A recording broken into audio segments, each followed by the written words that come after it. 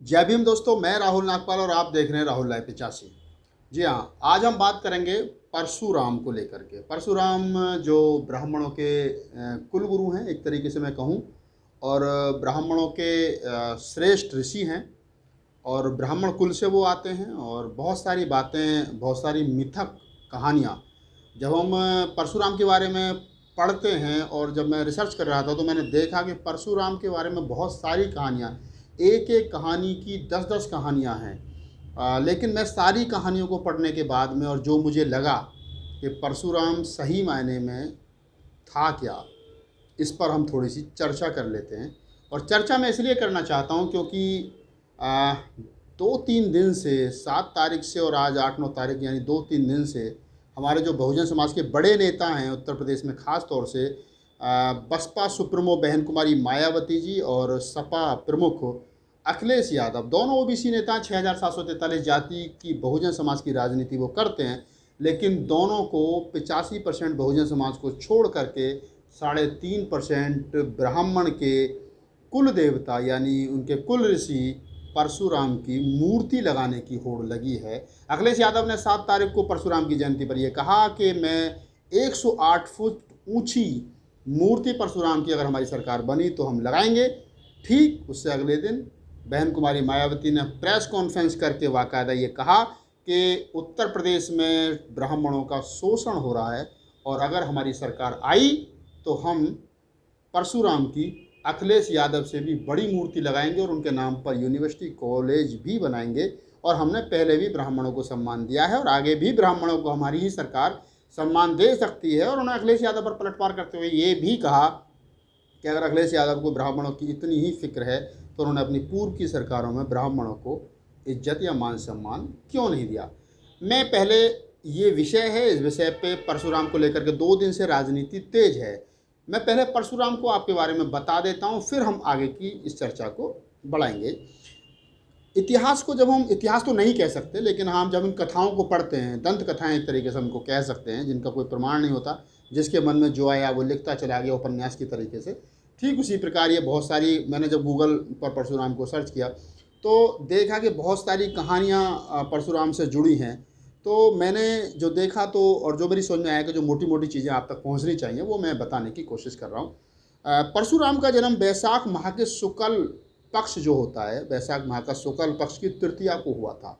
यानी जो वैशाख महीना होता है उसके शुक्ल पक्ष की तृतीया को, इसको हम अक्षय तृतीया भी कहते हैं हिंदी कैलेंडर के अनुसार। जो लोग हिंदी कैलेंडर को बेहतर समझते हैं वो समझ सकते हैं कि वैशाख महीने की शुक्ल पक्ष की तृतीया को परशुराम का जन्म हुआ, जिसको अक्षय तृतीया भी कहा जाता है। इस साल यही अक्षय तृतीया अभी 2 दिन पहले 7 तारीख को पड़ी थी। इसी दिन परशुराम का जन्मदिन माना जाता है। परशुराम के जो फादर थे वो यमदग्नि थे, जो ऋषि थे, और उनकी माता जो थी वो रेणुका थी, और ये अपनी माँ बाप की चौथी संतान थे। यानी इनसे पहले भी 4 बच्चे इन दोनों यमदग्नि और रेणुका के हो चुके थे, और ये चौथी संतान थे। इनके बारे में ये भी कहा जाता है कि ये विष्णु के चौथे अवतार थे। हालांकि ये बहुत एक अच्छी बात है कि हिंदू धर्म में या सनातनी परंपराओं में जो भी ऋषि थोड़ा सा कुछ कर लेता है हाथ पैर मार के, वो विष्णु का अवतार बन जाता है। यहाँ तक कि उन्होंने बुद्ध को भी नहीं छोड़ा, बुद्ध को भी 10वां अवतार बुद्ध का या विष्णु का बताने की कोशिश की है। और एक घटना, 2 घटनाएं जो खास तौर से परशुराम के बारे में कही जाती हैं, बढ़ा चढ़ा करके पेश की जाती हैं अक्सर अक्सर। पहली घटना तो एक है, परशुराम ने अपनी माँ की हत्या की थी। और दूसरी घटना ये है कि परशुराम ने 21 बार पूरी इस जम्बूद्वीप, जिसको पहले कहते थे, जिसे आज हम भारत कहते हैं, इस भारत से ठाकुरों का सर्वनाश कर दिया था। मतलब ठाकुर नाम की कोई भी जाति उन्होंने नहीं छोड़ी थी। तो इन दोनों घटनाओं पे मैं जिक्र करूंगा, चर्चा करूंगा आपके साथ में। पहली बात तो ये कि परशुराम ने अपनी माँ की हत्या क्यों की थी, ये हमको समझ लेना चाहिए। इन कथाओं के अनुसार, पौराणिक कथाओं के अनुसार, या ये जो भी गूगल पे या उनकी किताबों में जो इनके जानने और पहचानने वालों ने लिखी हैं, उनके अनुसार ये कहा जाता है कि जो परशुराम की माँ थी रेणुका, और जो उनके फादर थे यमदग्नि, वो घर में पूजा कर रहे थे, पूजा करनी थी, और उन्होंने अपनी पत्नी को ये आदेश दिया कि वो जाकर के नदी पे से पूजा के लिए जल लेकर के आए, पानी लेकर के आए। और जब वो वहाँ पहुँची जल लेने के लिए, तो नदी पे चित्ररथ नाम के एक ऋषि जो थे वो वहाँ पर स्नान कर रहे थे नदी पे, चित्ररथ। और जब रेणुका ने चित्ररथ को देखा तो वो मोहित हो गई, और मोहित इस कदर हो गई कि उनको देखती रहीं। दंत कथाओं में इतना लिखा मिलता है, इससे ज़्यादा भी कुछ हो सकता है जिसका हमारे पास कोई प्रमाण नहीं है। वहाँ काफ़ी समय लग गया, जितने टाइम पीरियड में, जितने समय में पानी लेकर के उनको वापस घर आना था, जब उस टाइम पीरियड से ज़्यादा समय जो है उनको लगा, तो सवाल वाजिब था। यमदग्नि जो उनके पति थे और जो परशुराम के फादर थे, उन्होंने ये पूछा कि आपको आने में इतना समय क्यों लगा, तो उनके पास कोई जवाब नहीं था कि वो किस पुरुष के साथ थी या किस पुरुष को देख रही थी या वो वहाँ पर क्या कर रही थी। लेकिन ये बताया जाता है कि जो यमदग्नि थे उनको सब कुछ मालूम था, वो अपनी नेत्र बंद करके देख लेते थे कि कौन आदमी कहाँ से और किन रास्तों से गुजरा है। जब वो अपने नेत्र बंद करके बैठे तो उनको पता चला कि मेरी पत्नी जो है वो चित्ररथ नाम के ऋषि के साथ में आंखें चार करके लौटी है। और जब वो लौटी है तो ये क्रोधित यमदग्नि ने कहा कि मैं तुमको बिल्कुल कबूल नहीं कर सकता और तुम जो है वो पदभ्रष्ट हो गई हो। तो उन्होंने अपने जो परशुराम से बड़े पुत्र थे, जो 4 बच्चे और थे, उनको ये आदेश दिया कि आपकी माँ ने हमारे कुल का नाम जो है वो मिट्टी में मिला दिया है और इनकी गर्दन जो है वो धड़ से अलग कर दी जाए। लेकिन जो 4 बड़ी संतानें थीं उन्होंने ऐसा करने से मना कर दिया। और जब परशुराम को ये आदेश दिया गया तो परशुराम ने बाप की आज्ञा का पालन करते हुए फरसा लिया और माँ की गर्दन धड़ से अलग कर दी। उसके बाद में परशुराम के फादर यमदग्नि ने खुशी होकर के ये कहा कि आप मांगिए, क्या मांगना चाहते हैं। तो परशुराम ने कहा कि जिस माँ की मैंने हत्या की है, इस माँ को आप जिंदा कर दीजिए। हालांकि ऐसा कहीं लिखा नहीं मिलता कि दोबारा उस माँ को जिंदा किया गया, लेकिन ये सच्चाई लिखी मिलती है कि परशुराम ने अपनी माँ की हत्या अपने बाप के कहने पर की। एक कहानी ये है, एक कहानी मैं आपके साथ और साझा करना चाहूँगा, और वो कहानी है कि 21 बार क्षत्रियों का इस धरती से अपने फड़से से उन्होंने विनाश कर दिया, यानी ख़त्म कर दिए। तो इसकी कहानी ये लिखी मिलती है कि जो परशुराम के फादर थे यमदग्नि, उनको ठाकुरों ने कुछ गायें जो हैं वो दान में दी थी, और ये कह करके कि आप ऋषि हैं, आप ब्राह्मण हैं, हम आपको ये दान में गाय दे रहे हैं और आप इनको स्वीकार कीजिए। परशुराम के फादर यमदग्नि ने उन गायों को स्वीकार किया, और स्वीकार करने के बाद में वो उनके साथ में जो जितनी भी गायों की संख्या रही होगी उनके साथ में वो अपना जीवन यापन करते थे। बाद में जब उन क्षत्रिय राजाओं ने, क्षत्रिय जो लोग थे, उन्होंने उन गायों को वापस मांगने की बात कही, तो ऋषि यमदग्नि जो थे वो नाट गए, मना कर दिया कि मैं किसी भी सूरत में ये गाय आपको वापस नहीं दूंगा।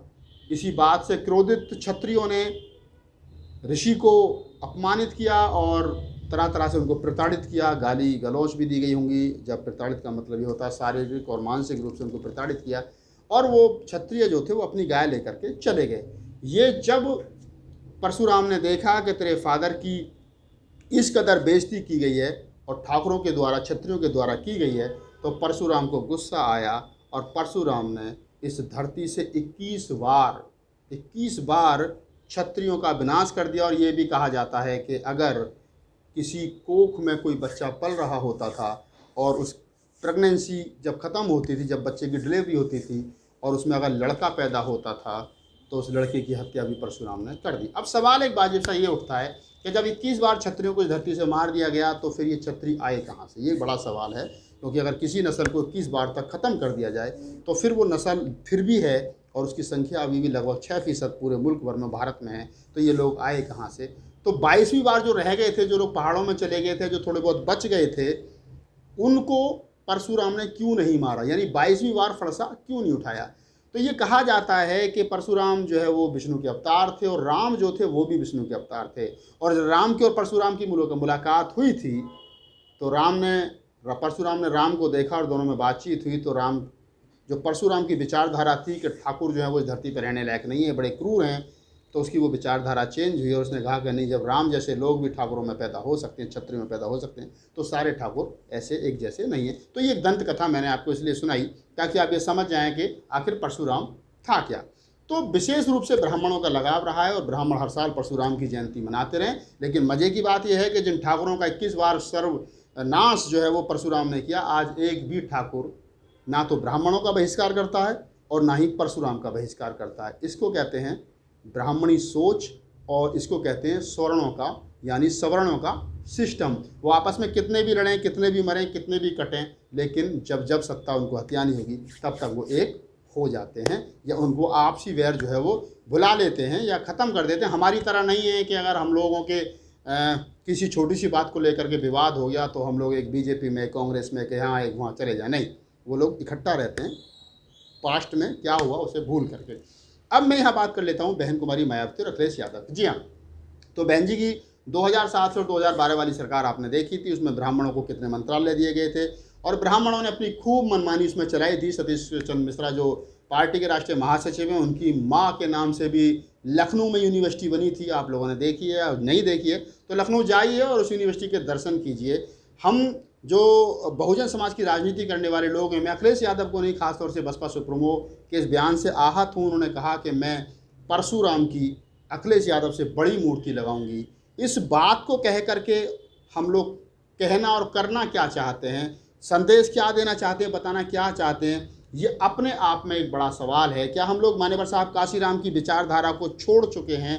क्या हम बहुजन समाज की विचारधारा को छोड़ चुके हैं? क्या इस देश की 6743 जातियों को इकट्ठा करके जो बहुजन समाज हमको बनाना था, क्या हम उस दिशा को छोड़ चुके हैं? और अगर हम छोड़ चुके हैं तो उसको खुले मन से हमको स्वीकार भी करना चाहिए। अगर हमको परशुराम की मूर्ति लगानी है, परशुराम के नाम से कॉलेज बनाने हैं, रोड बनाने हैं, यूनिवर्सिटी बनानी है, जैसे हम सुगंधा मिश्रा जो सतीश चंद्र मिश्रा की माँ हैं उनके नाम से हम पहले भी यूनिवर्सिटी बना चुके हैं 2007 से और 2012 के कार्यकाल में, और फिर अगर हम परशुराम की मूर्ति को लगा करके ब्राह्मण प्रेम दिखाना चाहते हैं तो मैं ये बताना चाहता हूँ कि जो ब्राह्मण नेता, जो ब्राह्मण पदाधिकारी, जो ब्राह्मण एमएलए बसपा की सरकार में जीत करके 2007 की सरकार में आए थे, आज अगर बीजेपी के मैं बहुत सारे एमएलए के नाम बताने लगूं तो उनमें से आधे से ज़्यादा ब्राह्मण ऐसे हैं जो पहले बसपा की सरकार में या तो एमएलए थे या एमएलसी थे या मिनिस्टर थे। यानी पोस्टर बदला है, आदमी वही है जो कभी कांग्रेस में था, पहले बीजेपी में था, फिर बसपा में आया मजबूरी में, जब उसको सीट नहीं मिली, जब सीट मिली तो बसपा में आया और फिर दोबारा बीजेपी में चला गया। अब हम उसको फिर दोबारा बसपा में लाने की तैयारी कर रहे हैं ताकि हम परशुराम की मूर्ति लगा करके उसको खुश कर सकें। मेरा एक वाजिब सा सवाल है, अगर आपको सवाल अच्छा लगे तो मुझे ज़रूर बताना, कि जब दलित प्रेरणा स्थल बन रहा था नोएडा में तो वहाँ बहुत सारे महापुरुषों की मूर्तियाँ लगाई गई, लेकिन पेरियर ईवी रामास्वामी नायकर की मूर्ति वहाँ नहीं लगाई गई। मैंने पूरे दलित प्रेरणा स्थल को देखा और उसमें पेरियर रामास्वामी नायकर की जब मूर्ति नहीं थी तो मेरे मन मस्तिष्क में ये सवाल उठा कि जब इतने सारे महापुरुषों की मूर्तियाँ लगाई गई हैं तो एक पेरियार की मूर्ति अगर इसमें और लग जाती, जिस पेरियार ने हिंदूवाद की चूल हिला दी, आखिर क्यों नहीं लगी? तो मैंने बसपा के बड़े नेताओं से सवाल किया तो उनका एक ही सवाल का जवाब कुछ था नहीं, लेकिन सिर्फ ये था कि जो पेरियर ईवी रामास्वामी नायकर हैं वो उन्होंने सच्ची रामायण लिखी थी और वो ब्राह्मण विरोधी थे, वो मनुस्मृति के विरोधी थे, इसलिए उनकी मूर्ति लगा करके हम अपने लिए ये नहीं कह सकते कि हम किसी एक जाति की बात करते हैं या बहुजन समाज की बात करें, हम अन्य लोगों को अपने साथ नहीं जोड़ सकते हैं। तो ये मनोदशा तो पहले दलित प्रेरणा स्तर में भी क्लियर हो गई थी कि हम सिर्फ जो है वो बहुजन की बात नहीं कर रहे हैं, हम सवर्णों की भी बात कर रहे हैं, इसलिए हमने पेरियर ईवी रामास्वामी नायकर को अलग कर दिया था। अगर इसी रास्ते पर चलना है तो फिर हमको अपने पोस्टर पर से बहुत सारे महापुरुषों के फ़ोटो हटा देने चाहिए। बाबा साहब डॉक्टर अम्बेडकर का हटा देना चाहिए जो ताउम्र ब्राह्मणवाद से लड़ते रहे। मान्यवर साहब काशीराम का हटा देना चाहिए जिन्होंने ये कहा था कि राजनीति चले या ना चले, सरकार बने या ना बने, हम एमपी एमएलए बने या ना बने, लेकिन सामाजिक परिवर्तन का काम चलते रहना चाहिए। हमने सामाजिक परिवर्तन का काम बंद कर दिया तो उनकी फ़ोटो को भी हमको हटा देना चाहिए। कबीर साहब की फ़ोटो हमको नहीं लगानी चाहिए क्योंकि कबीर साहब ताउम्र ब्राह्मणवाद से लड़ते रहे, उन्होंने कोई समझौता नहीं किया। हमको फूले की फ़ोटो नहीं लगानी चाहिए। हमारे जितने भी महापुरुष हैं हमको किसी की फ़ोटो नहीं लगानी चाहिए क्योंकि उन्होंने कभी समझौता नहीं किया और हम लोग समझौता की राजनीति कर रहे हैं। और समझौता की राजनीति कर रहे हैं तो हमें अपने समझौता की राजनीति में अपने महापुरुषों को नहीं घसीटना चाहिए, उनके फ़ोटो नहीं लगानी चाहिए। मेरी बात कड़वी है, कुछ लोगों को बुरी भी लग सकती है, लेकिन सच है, कहूँ क्या साहब, रहा नहीं जाता है, बोलना पड़ता है क्योंकि मिशन की बात है। अगर हम नहीं बोलेंगे तो फिर कल को आप ही लोग कहेंगे कि राहुल नागपाल जी जब कारवां लुट रहा था तो आप भी मुँह पर टेप लगा करके बैठे थे।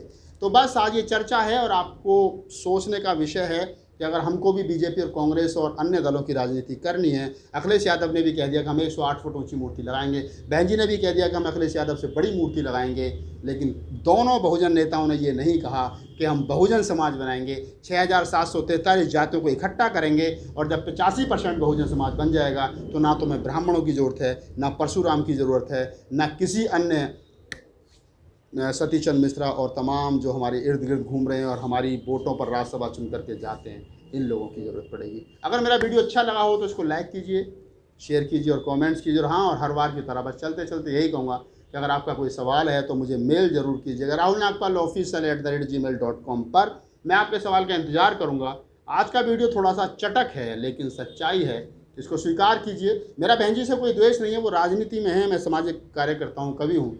मेरा काम सच बोलना है, कबीर की तरह राजा के दरबार के आगे भी खड़े होकर के जिस प्रकार कबीर बोलते थे। हम रोड के लोग हैं, हम सच बोलेंगे। बहन जी राजनीति में समझौता कर सकती हैं, लेकिन मिशन का आदमी समझौता नहीं कर सकता। वो अपने महापुरुषों की विचारधारा को जिंदा रखेगा। तय आपने करना है कि आपको किसके साथ रहना है, मिशन के साथ रहना है या राजनीति करनी है। राजनीति काशीराम वाली राजनीति करनी है, बाबा साहब वाली राजनीति करनी है, या आपको सिर्फ परशुराम वाली राजनीति करनी है। तो बस चलते चलते आपको जय भीम, नमो बुद्धाय, जय।